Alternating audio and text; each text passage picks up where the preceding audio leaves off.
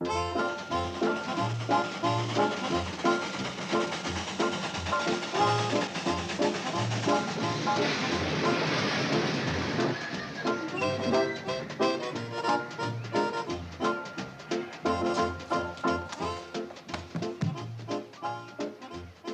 it bad, Charlie? Not too bad. A few tomatoes and eggs and a cabbage or two caught the tender. I've never seen such an angry mob. Everybody yelling, "Get the coach! Kill the coach!" Oh, poor Uncle Joe. Well, losing the biggest game of the year, 84-0, ain't exactly the way to win friends. I hate to think what the back of the train looks like.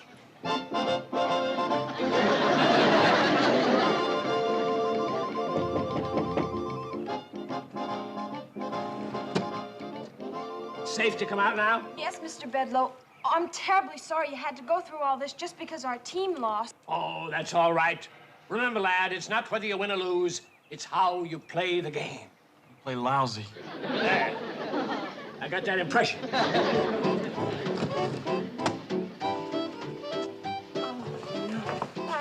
Oh, I'm sorry, kids. But remember, it's how you play the game. Yeah, that's what Mr. Bedloe just said. Bedloe, he's on this train? Oh, sourpuss? The vice president of the railroad? He went through this garbage barrage. Took 2 eggs right in the kisser before he got the window closed. Oh, there goes the Hooterville Cannonball. You junket for sure now. Mr. Bedloe, don't blame Charley and Floyd and their train. I mean your train. It's not their fault that Hooterville High lost every single game this year and the people finally got fed up. It's his fault. My uncle, the coach. Oh, Mrs. Bradley, it's nobody's fault. It's like the game of life. Sometimes we win, sometimes we lose. But the important thing is to take both with a smile. Oh, I don't blame you for being mad. Here, take Mr. Bedloe up to the hotel, give him the bridal suite next to the bath, and give him anything he wants with no charge. He's our guest. No, I insist on paying. Oh, you're gonna feel so much better when you have a nice hot bath. Betty Jo, you clean up his suit while he's freshening up for dinner. Now, hurry now. No, don't fuss over me, girls. Charlie, there goes the meanest, most... Did he say something nice? Sounded like it from here. Charlie, there's something rotten in Denmark. There's something rotten in Hooterville, too.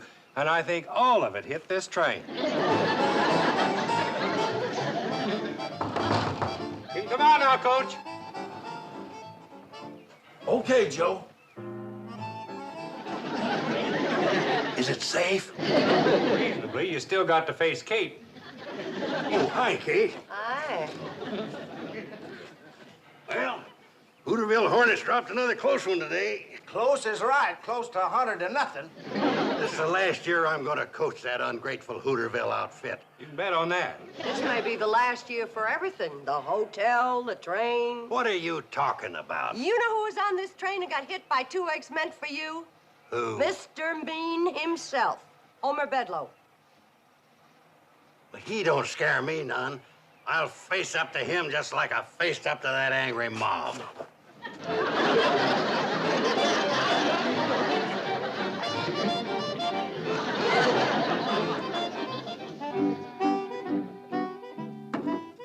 Is he their directors of the railroad? 2 of them, big shot Eastern fellas, come in a private plane. Now, they're going to board the Cannonball here in Hooterville tomorrow morning for an inspection trip. And Bedloe put him up to it, huh? He's awaiting for him at the Shady Rest. Oh, that sneaky rat.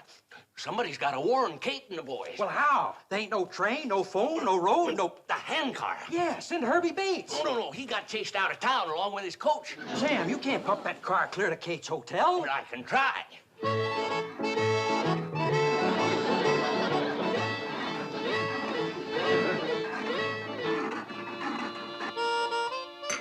I said to myself, Homer Bedloe, you've got to go back to that wonderful little town of Hooterville and ride that wonderful little train to that wonderful little hotel and visit with all those wonderful people.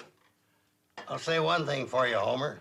You're a good loser, but we really outsmarted you when you tried to scrap the Cannonball. Uncle Joe, Mr. Bedloe doesn't want to talk about that.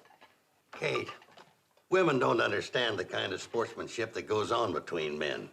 Now, Homer and me locked horns, and he got the worst of it. But he ain't mad, are you, Homer? Not a bit. Of course, I guess you did look kind of silly back at the main office. Certainly did.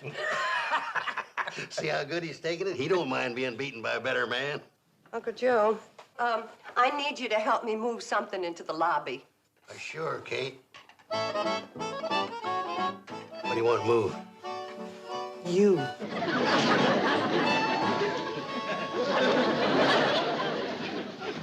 How long are you planning to be with us, Mr. Bedloe? Oh, I think along about noon tomorrow ought to do it. Oh. Isn't that about the time you boys get the train back from Hooterville? Yes, sir, and we'll be right on time for you, Mr. Bedloe. Oh, no. Take your time. Be late. I don't mind. Hear that, Charlie? We can sleep late. Floyd, we gotta get up early and clean the train. It's a mess. We'll help you. Sure we will, Charlie. Oh, no. You young people shouldn't waste a good Saturday morning cleaning a train. Besides, it'll be a good object lesson for the people of Hooterville to see that train the way it is. Remind them of how ugly mob violence can be. No. The messier it looks, the better. I tell you, that man's up to no good. He's out for revenge. Well, now, if he was a woman, I'd agree with you. Never turn your back on a woman. They're sneaky, cunning, and treacherous. Thanks. But a man is different, so stop worrying about Bedloe. Uncle Joe, you tell Floyd and Charlie to meet me down at the train. I'm going into town and talk to Sam Drucker. What about? About the price of horseradish. Well, at least I got you to stop worrying about Bedloe.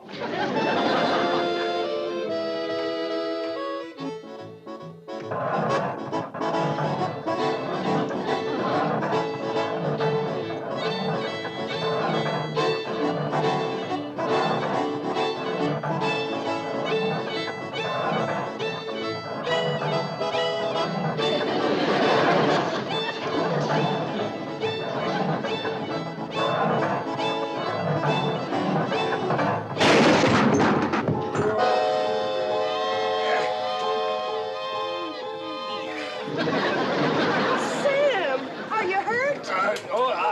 I don't think so, no. I'll be all right, Kate. As soon as I can stop pumping. Watch the blisters. Oh, I'm sorry. Who is it, Kate? Sam Drucker. Listen, is Bedloe up at the hotel? Yeah.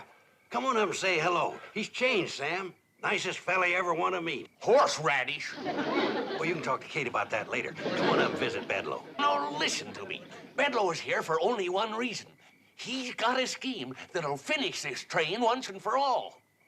You hear that, Uncle Joe? Yeah. And it don't surprise me none. You know, I was suspicious of him the minute he walked in.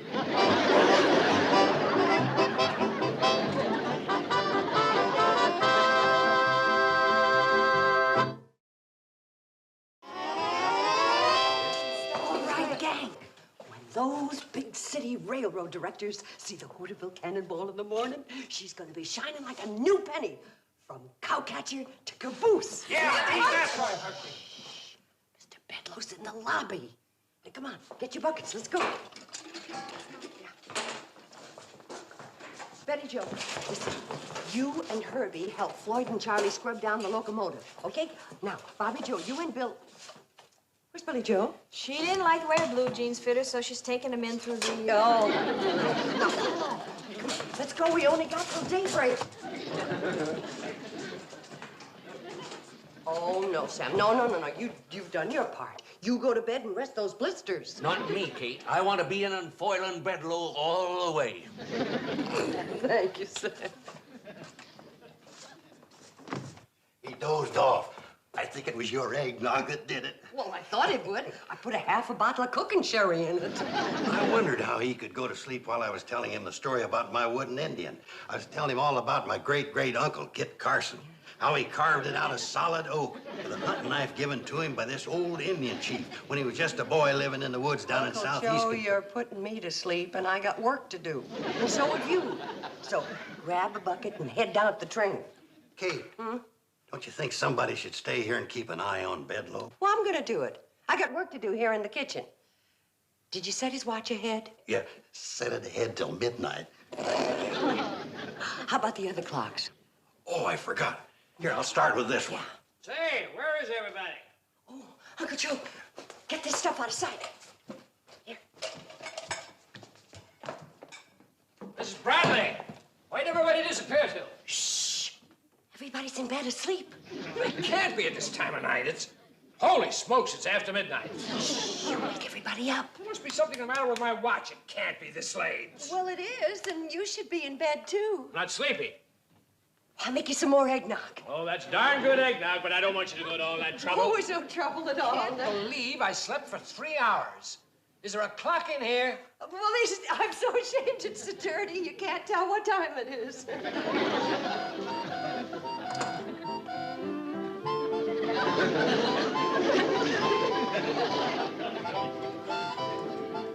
There you are.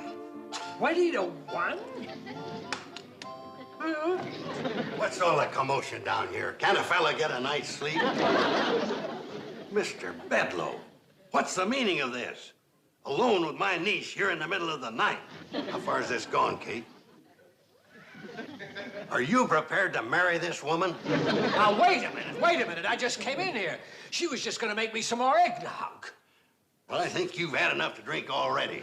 These carryings-on might go up in the city, but out here we don't allow any hanky-panky with our women folk. Hanky-panky? You get to your bedroom and stay there. And just be glad I didn't have my shotgun handy. Please explain to him that I haven't got any romantic interest in you. Would I be telling him the truth, Homer? Well, you have been extra nice to me on this trip. What other reason could you have? What other reason? Now, let me tell you something. Oh, good night. And don't let me catch you out of your room again tonight, or I'll shoot first and ask questions later. Uncle Joe, you were wonderful. Now, let's go on down the train and get to work. Okay. I'm all dressed for bed, and I was asleep on my feet.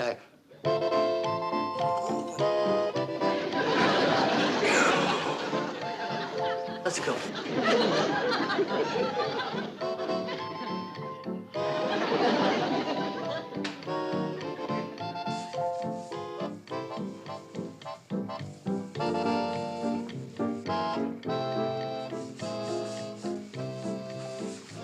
All right, gang. That does it for the outside. Now let's see how Uncle Joe's doing inside.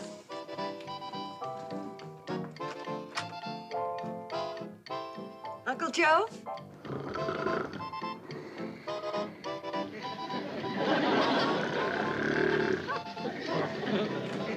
How'd it go, Kate? That big mess come off the seats? Nope, there it sits, fast asleep. How he can sleep on those hard, splattered up backbreakers is beyond me. Say, Charlie, can you and Floyd unbolt these seats and get him out of here? Well, yeah, Kate, but wouldn't it be easier to wake him up and let him walk out? That's not what I had in mind. Look, go get your tools and take everything out of this coach. Everything? Everything. Those two big city railroad directors are going to get the surprise of their lives.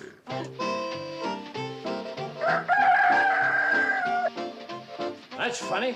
I could have sworn there was a chair and couch there last night.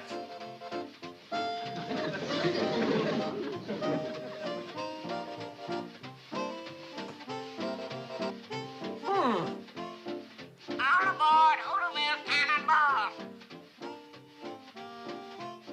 Train leaving on track 1. Not after today.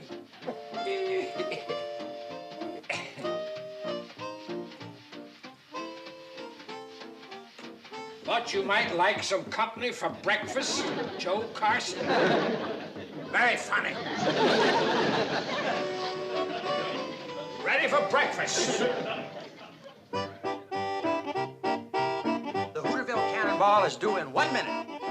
Bedloe told us it's never been on time yet. Here she comes.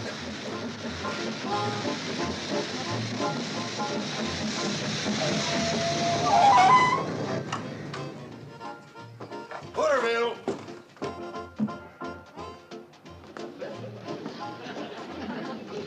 Did you enjoy your ride, madam? Sonny, that's the finest train ride Smooth as glass all the way. Well, thank you, madam. You must ride with us again.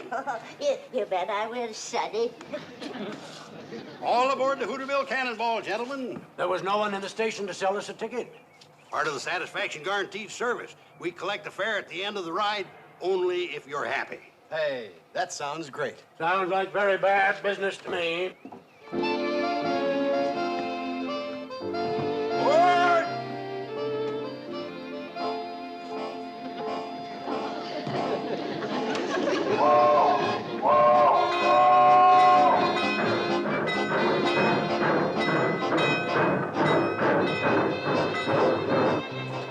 Good morning, gentlemen. Welcome aboard train number 3, the Hooterville Cannonball. I'm your hostess, Miss Bradley. How do you do? Hello. Your engineer for this trip is Mr. Charles Pratt, a veteran of 35 years at the throttle. Your fireman is Mr. Floyd Smoot. And your conductor is Mr. Joseph Carson. We will be cruising at a safe, comfortable speed of 40 miles an hour. And a delicious hot meal will be served en route. If there's anything I can do to make your trip more comfortable or enjoyable, you have only to ask. Thank you.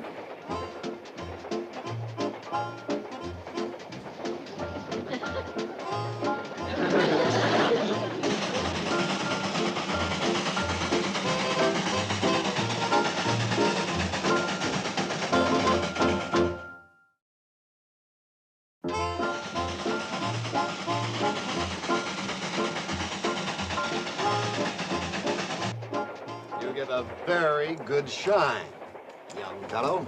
Thank you, sir. Hey, John. Do you notice the porter's smock? Like they wear in Europe.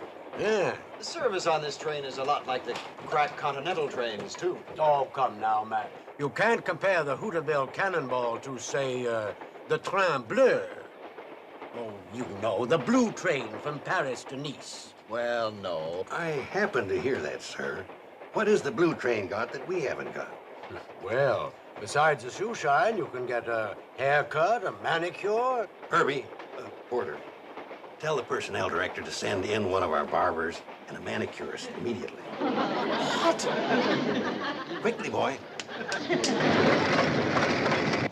Pepper. Mom? Bobby's ready to entertain. Oh, good. Oh, Bobby, that's kind of brief. Well, like word in the Hooterville High Follies. Oh, well, Oh, hi, Herbie. How's it going? Fine. Until Uncle Joe promised him a barber and a manicurist. What? Sam, did you ever give a haircut? No. Well, there's a first time for everything. Herbie, give him your smock. Here, Betty, take over here. Bobby Joe, hand me my sewing basket. Yeah. Sam? Betty Joe, did you ever give a manicure? A locomotive engineer? How about you, Bobby Joe? Well, I do my own nails. Well, now you're doing someone else's. But I haven't got my stuff with me. Make do. Buffer. Orange sticks. What about nail polish? What about nail polish? Oh. Here we are. Vanilla extract? Keep the label hid. Right out there is some of the most unusual scenery in the world. I don't see anything so unusual about it. You notice that windmill out there? Yeah? I'll tell you about that windmill. Oh, here comes the barber and the manicure.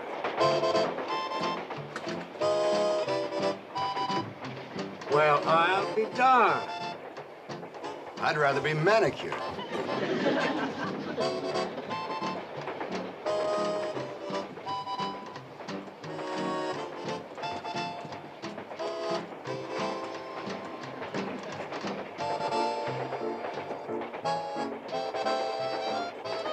What do you think of the foreign situation? Which one? Take your pick.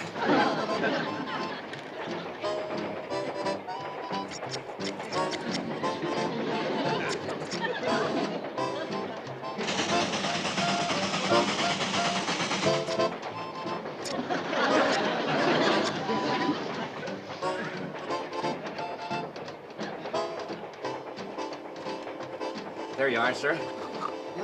Huh? Your haircut is finished, sir. Haircut, yeah. Oh, No, where's a mirror? Mirror? Oh, it looks fine. Right, conductor? Great. Must be a mirror someplace. Oh.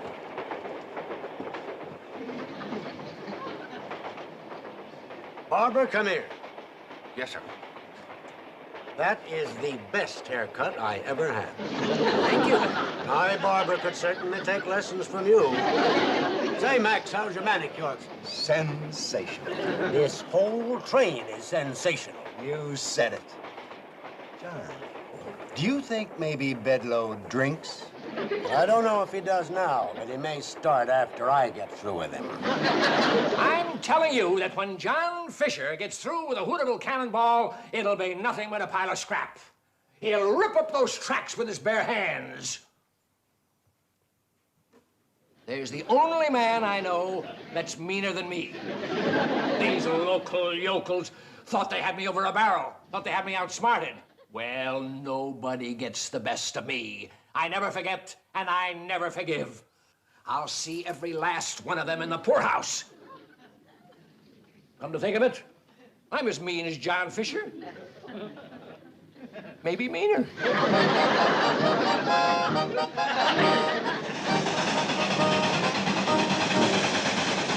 Well, she makes her run through the dead of winter, through the summer, spring, and fall. Neither cold nor heat nor flood can stop her. She's the Hooterville Cannonball.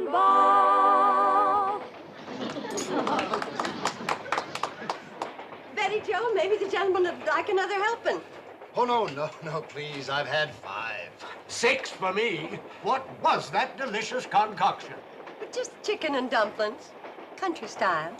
Specialty of the Hooterville Cannonball chef. I'd like to meet him. Would you ask him to come in? He never leaves the kitchen. You actually have a kitchen in there? He's small but efficient. Let's go see it. It may serve as a model for our new diesel streamliners. Good idea. You gentlemen connected with some railroad? Well, as a matter of fact, we are 2 of the directors of this railroad. Oh, dear, my goodness, did you hear that? Why, if we'd have known that, we'd have given you our first-class service. What have we been getting? Economy tourist class. Max, there's no 2 ways about it. This is the greatest train on wheels. Bar none. And we've ridden them all. Wait till I get my hands on Bedloe.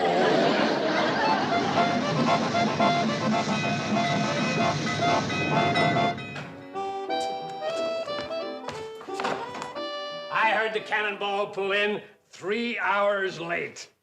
I'll bet that really burned old John Fisher. Fisher. Oh, that's the name of the gentleman that's waiting down at the train to talk to you. Yeah, him and a fella named Thornton. They're going to give you a new position with the railroad. Who says that meanness doesn't pay off?